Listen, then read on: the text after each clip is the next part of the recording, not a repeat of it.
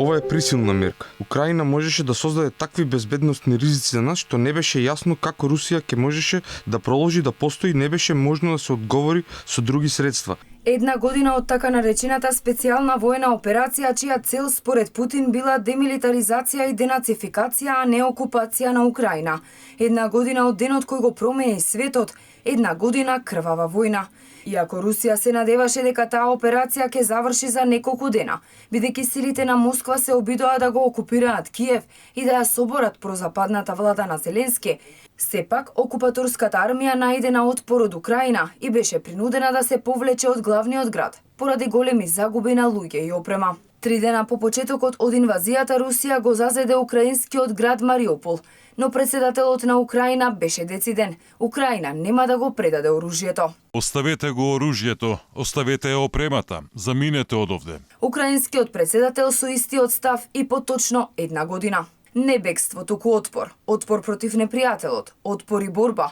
Тоа беше година на болка, жалење, верба и единство.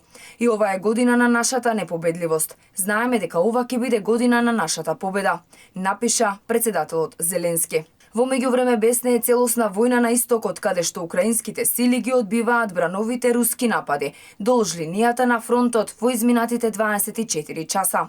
Руската Федерација ја продолжува целосната вооружена агресија против Украина веќе една година, објави утрината генерал штабот на вооружените сили на Украина. Војната агресија донесе погубни резултати, изгубени човечки животи, пролеана крв, загинати десетици илјади луѓе, стотици илјади повредени, околу 8 милиони бегалци, евидентирани 65.000 воени злосторства и огромна материјална штета на Украина, за чија обнова ќе требаат 350 милиарди долари. Беше многу страшно и опасно физички и ментално опасно.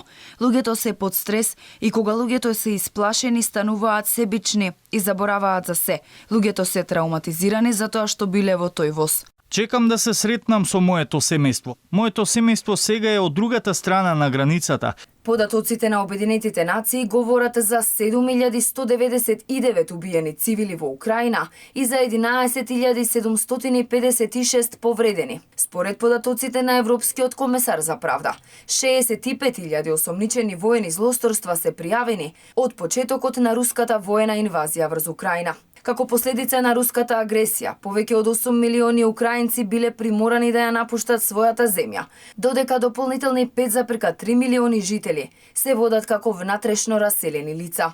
Светот сведочеше за невиден екзодус.